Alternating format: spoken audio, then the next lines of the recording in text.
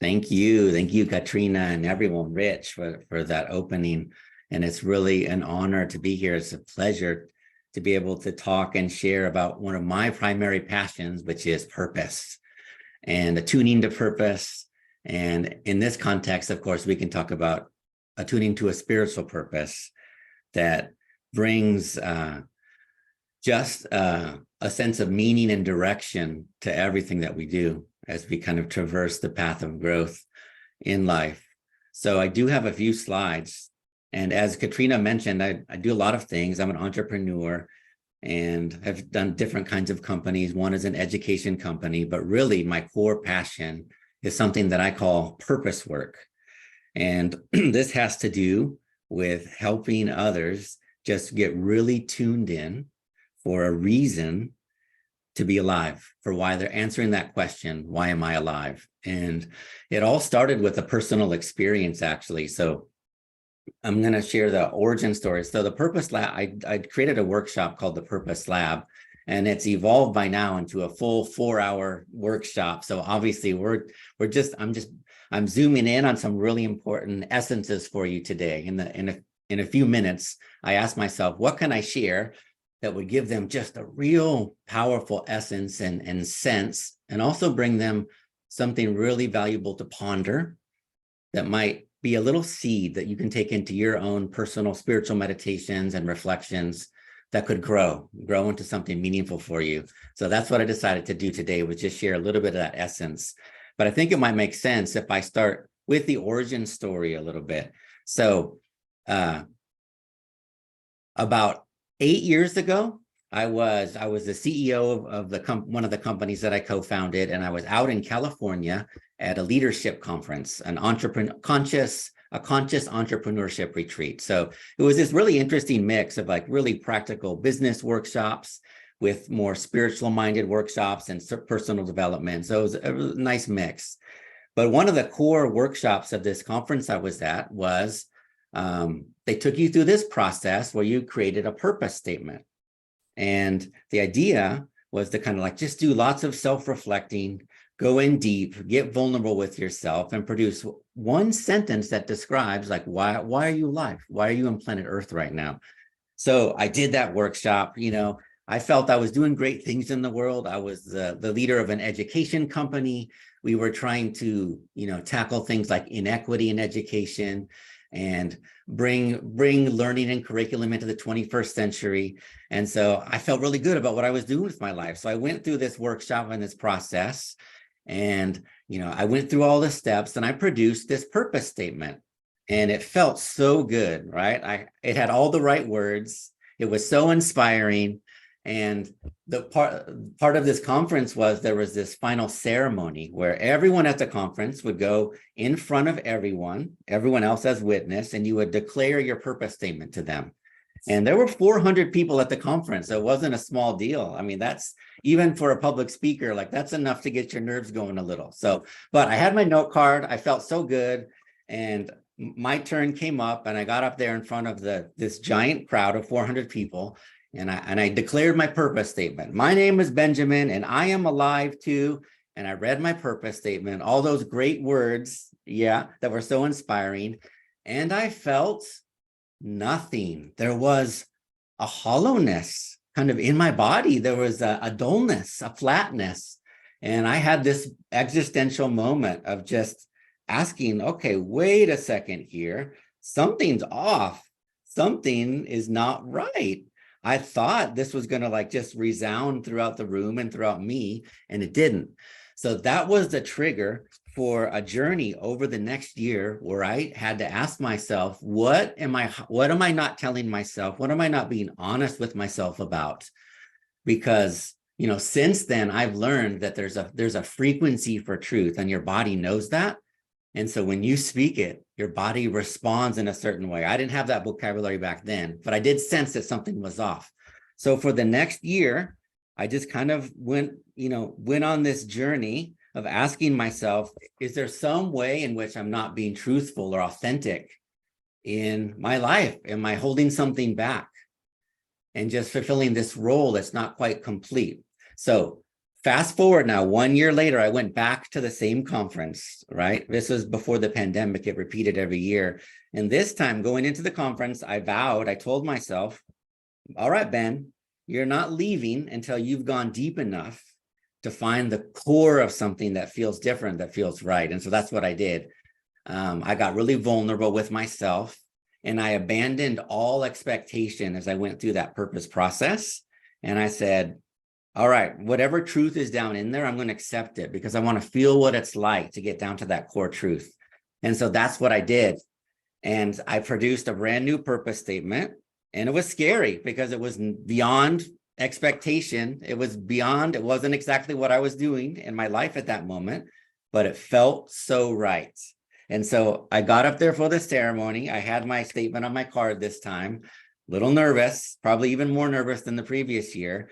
And I read my purpose statement and I got goosebumps over my whole body, energy, a sense of expansion, and just this beam of clarity. And I said, that's right. That's how it's supposed to feel. And now that's what I now call like that frequency of truth that we each have, that when we reflect and when we dig deep enough and do, this work, we can find that.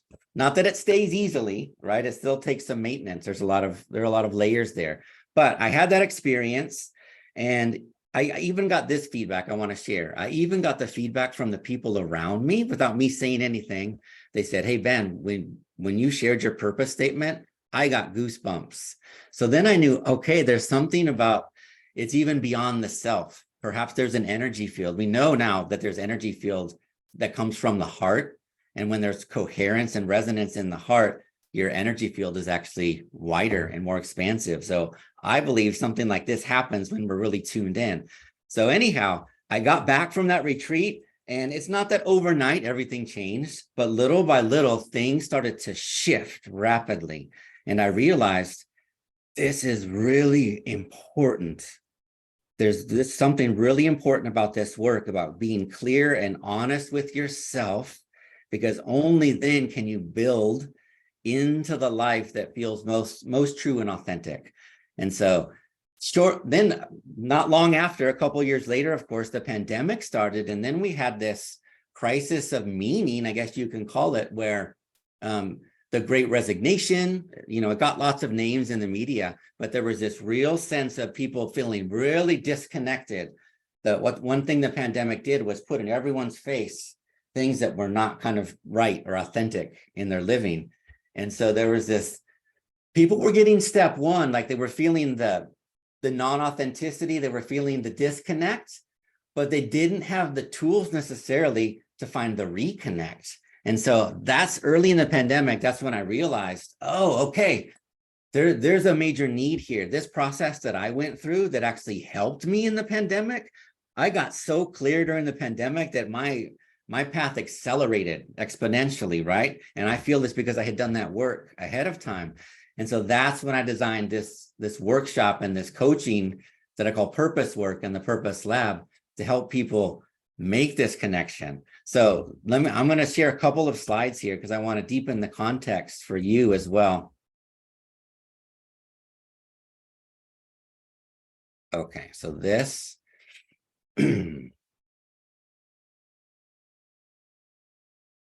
okay, wonderful.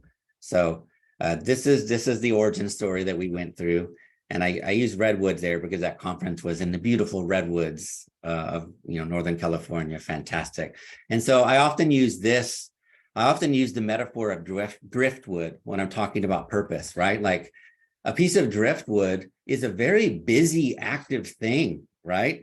If you were to just track a piece of driftwood over the course of several years, it's so busy, it's traveling hundreds of miles, it's going up, it's going down, it's literally touring the globe, but it's all just at the whims of like the weather and the waves and the wind, right? And so it feels like it's had a productive, busy journey, but it's just been reactive, right? It's been a victim. And so the metaphor that I give is purpose is like this. It's like taking that same piece of driftwood and I can't change that. I can't change the weather. I can't control the wind. I can't control the waves. But if I take that piece of wood and I design a boat, and maybe I attach some sails to that boat, then I can leverage those same forces moving in the direction that I choose. Because when you do purpose work, what you get is you get kind of a compass direction. And it's a conversation. It's not that you get to that instantaneous clarity and then everything's solved. It's a constant conversation, right? But when you stay in conversation, you always have that compass direction. And then the vicissitudes of life can actually be your ally because you know which direction you're headed. And just like a great sailor, like I went on a sailboat really for the first time a few years ago in Greece. And I was absolutely mesmerized, the science of it. Regardless of which direction the wind is blowing, a good sailor knows exactly how to tweak that sail to move in the direction that they want to move. I found that fascinating. And for me, like, this is the metaphor. But you need some clarity. You need to know which direction you want to go in. And this is where the purpose work comes. So then, okay, so here's the question. So where does purpose come from then? Like, I get this a lot. And of course, I have pondered it. And what I've realized is there's a spectrum of potential belief about where purpose comes from. There's the more spiritual or metaphysical answer on that end of the spectrum, which is maybe it's preordained. Maybe it's in your ancestry somehow. Maybe it is something more metaphysical. Pardon, my pug is getting excited over here, so I pardon for the background noise. And then there's the complete opposite spectrum, right? I call it the existential or even the materialistic viewpoint of like, this is almost nihilistic, right? Like, there's nothing real here, but okay, I can make the most of this life and create a meaning, okay? Now, I happen to be very spiritually oriented, so I personally lean way over on the left side, and I'm assuming, considering the context of this beautiful gathering, that's where most of you are going to be as well. But here's an interesting thing I found working with others in this work is that it actually doesn't matter what they believe. If I take them through a process where they get clarity and they kind of get to that frequency I was talking about, the results are the same. The way it can transform and guide their life is the same. So that's the beautiful thing about this is it doesn't really matter in the long run for the work. It may matter in terms of one's spiritual journey or soul journey, but in terms of getting the benefits of a clear purpose, it actually doesn't matter. And I find that kind of fascinating and beautiful. And so then the question is, okay, so regardless of where you are on the spectrum, one thing is clear, in that it's not just handed to us, right? If only we turned 18 and then we got our purpose card, and then we got that sense of clarity and that frequency I was talking about, and then we could just go on with our life making the right decisions in alignment. But obviously it doesn't work like that. So then the big question is, okay, so why not? Why is it so hard to get clear? And the answer that I have is that for whatever reason, I believe that when we're young, we do have a lot of clarity about this. And it's in our hearts, it's in our bodies, it's in our minds, it's in our spirits. But, life layers on certain things. Sometimes it could be trauma, conditioning, whatever it may be. And so this sense of purpose gets buried down in the subconscious mind. So to do purpose work, you need to find ways, and there are lots of ways to get to the subconscious mind, but you do need to find ways to kind of get below the surface. That's why that very first year at the conference, I didn't go deep enough. I was just kind of staying on where I thought I was supposed to be, up on the surface level, right? Up in the conscious mind. That second year when I surrendered, then I got down into the subconscious and I was able to pull up some of that gold. So in addition to what I've done, as an entrepreneur, I've spent a lot of time the last few years as a facilitator for mindfulness and breath work and connecting with the body. And so here's what I've discovered as I've studied the nervous system is that actually part of this answer also is in our body, in our nervous system. And I love how we opened the session today with breath. Like you said, grounding us for worship, grounding us in the practice. That's exactly what I'm talking about here. there's this deep connection between breath and receptivity, right, of spirit. And so there's that. This is the most technical slide I'll get to. I just want to touch on it really quick, but we have a nerve in our body called the vagus nerve. And this is one of the most important parts of our nervous system. I call it the master key of the nervous system. And essentially it runs from the bottom of our brain all the way down our spine, into our body, into our gut. And it is designed almost to be like an antenna. And we get so much information throughout the day, including those gut feelings that tell us what direction to go, how to respond to situations and conversations and relationship. And it is designed literally to be like an antenna for us. But what's happened, and this is my research on stress and anxiety over the last several years, when we're in stress and anxiety in fight or flight, the vagus nerve gets into reactive mode and cortisol is flushed through our body, and our antenna actually closes. So part of this answer is, okay, so how do we find our purpose? Step one is really being a friend to our nervous system, learning how to breathe, learning how to relax, getting out of fight or flight whenever we can. And more, this intuition will open. This has to do with our nervous system, right? And so I wanted to add that. So if whatever practices you have that just bring you back into your body, back into that relaxation response, these are really crucial. And it's more than just about your physical health and wellness. It's about really being receptive to some of these messages and information. Okay. And so, what I want to do, I know time is short, but I want to give you an example of this. And I'm going to lead you on just a really short practice that involves a little bit of breath and a little bit of our imagination, because breath and our imagination are actually both pathways into that subconscious. So I'm going to do just a little guided meditation, you could call it, inviting you to just find some call it gold, find some gold in your subconscious, just right there. We're not going to go too deep because we don't have much time, but I just want to invite you to get comfortable. And if you can, have your feet flat on the ground.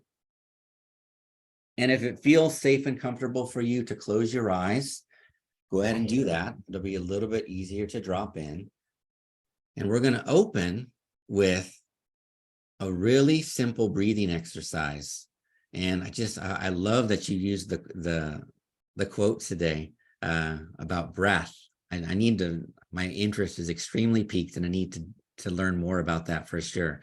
But we're going to open today with a simple breathing method where we inhale for a count of 5, and then you hold for a count of 4, so you don't breathe out right away, and then you breathe out for a count of 7. And we're just going to take 2 breaths like that, and I'll keep count for you. And I just want you to notice how your body responds to that breath cycle, okay? So we're going to, in just a moment, we're going to inhale all together. So inhale, 4, 3, 2, 1. Hold, 2, 3, 4. Exhale, 2, 3, 4, 5, 6, 7. Inhale, 2, 3, 4, 5. Hold, 2, 3, 4. Exhale, 2, 3, 4, 5, 6, 7. And just keeping your eyes closed if you can, and just notice how your body responded to that breathing. It's a wonderful fact that by controlling our inhales and exhales, we have kind of a master switch to our nervous system. And by extending our exhale just a little bit longer than the inhale, we're actually activating our relaxation response. So while we're here in a relaxed state, we're going to invite our imaginations in just for a minute. We're going to allow our imaginations to reveal anything that our subconscious is ready to share with us. about purpose today. So just continue to breathe naturally, in and out through the nose if you can. No need to count, just breathe naturally. And allow your imagination to place you in a field, a very peaceful, grassy field where the weather is pleasant. It can be whatever time of day your mind has filled in. We're just trusting our imagination and our intuition to fill in all the details. But I want you to notice how safe and comfortable you feel standing in this field. And you look down, you see your feet connected to the ground, and let your imagination fill in the details now. What is the temperature? Is there a breeze? What time of day is it? Are there any sounds? Maybe it's the sound of the wind. Maybe there's the sound of birds. Just allow that to fill in.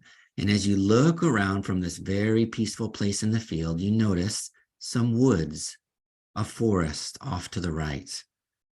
And it's a very inviting feeling.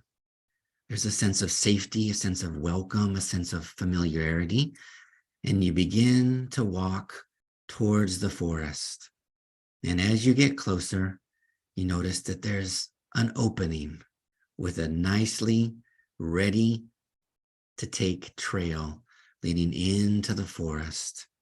And as you approach the edge, you feel safe and comfortable, and you walk right onto that path and into the forest. And notice the shifts, maybe the shift in temperature as suddenly you're in the shade. Maybe the sounds have shifted, and continue to walk into the forest and just noticing the details. Let the sound feel in. What is the sound of your footsteps in the forest? Are there any animals? And just continue to walk. The deeper you get into the forest, it gets a little bit darker, but nothing overwhelming, nothing scary. Deeper into the forest, feeling comfortable, feeling safe. Maybe that trail is winding a bit and you're rounding some corners. Just feeling the energy of nature, feeling peaceful. And as you round one of the corners, you notice something up ahead that really gets your attention. And you can't help but approach. There's an object on the ground, leaned up against a tree.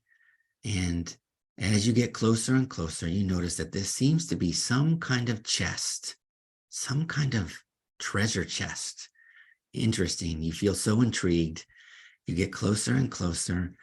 And indeed, as you're right there in front of it, you notice it's an old wooden treasure chest, just like you might see in a movie or a children's story. And you know, somehow you know that there's something in this chest for you today. And there's something about your journey, something about your purpose that's going to be shared with you inside this chest. We don't know what, but you're really ready and open and eager to find out. And so this might seem strange, but you reach into your pocket and you realize that you actually have the key for this chest. It was right there in your pocket. And so you pull out this key, and indeed, it fits perfectly in the lock for this chest. And so you place it in, you twist it, you hear a click, and with a bit of an anticipation, you prepare yourself, and then you open the lid to this chest. And I want you to just really trust your imagination, your intuition, to let there be whatever needs to be there in the chest for you today. Whatever message, whatever object, whatever memory might be important for you to get today, just let it be there and take it in.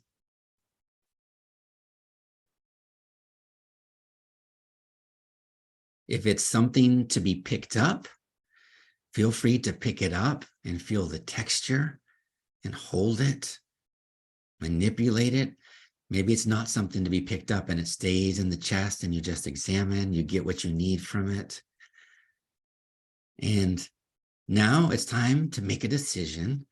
If this feels like you're intended to take this object with you now, then do that. Then take that object and either hold it or place it in your pocket or wherever you need to.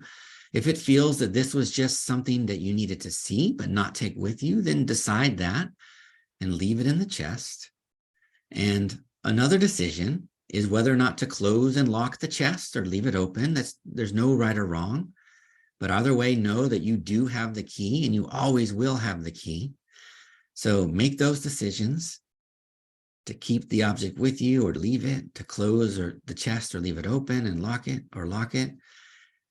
And now, having received what you need to, we're going to turn back around and make our way back out the forest the way we came. So walking back out along the path.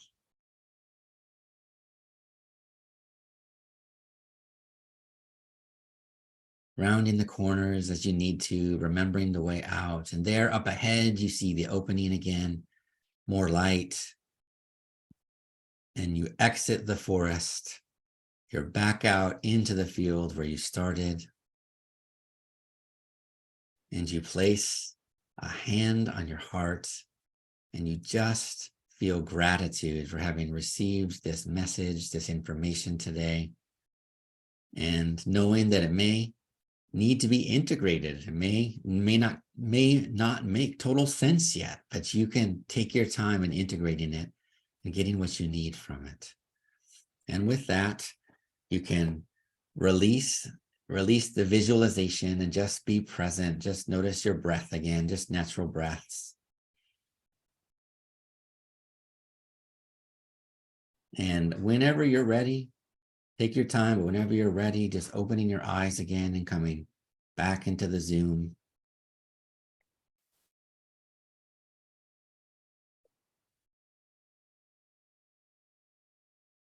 Okay, everyone. So thank you for taking that journey with me. And that's an example of what I mean about, getting below the surface, getting into the subconscious mind. So part of that was the breath, knowing how to activate our body in a way, or actually in this case, deactivate and downregulate our body so that it's relaxed and receptive. And then our imagination is such a portal into our subconscious mind. And of course, I didn't hypnotize you or anything like that. That was all you, just trusting your imagination. And so it's just incredible to me, the insights that we can get when we just kind of relax into the imagination. Like, it has so much gold for us. And I'll encourage you, whatever you did see today, at some point before the end of the day, if you journal or if you have a space where you record those sorts of things, to just write down what you encountered.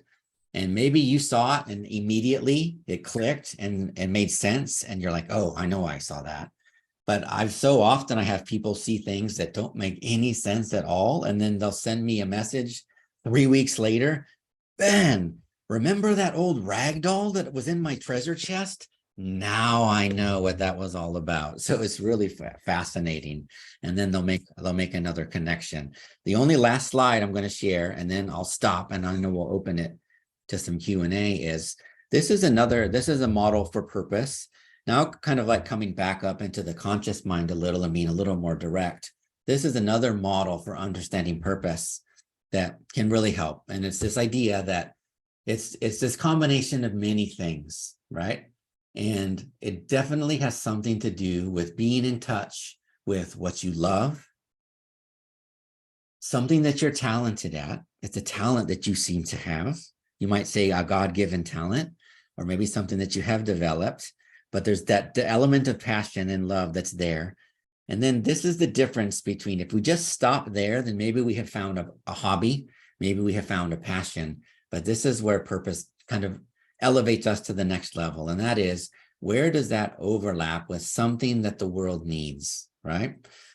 How are you serving the world? How are you solving a problem in the world right now with that thing that you love and the thing that you're good at? And then, of course, the final piece that everyone also thinks about is, okay, can I actually make money doing this thing? And that is one aspect of purpose too, to think about, is, can I transform my life into this and actually have it be my livelihood as well? And that's something that people who do purpose work always want to tackle too. Okay, so I did want to share that too, just kind of bringing it back up to a model that you can approach with your conscious mind as well. But with that said, I want to be loyal to the timeline here, and so I'll stop.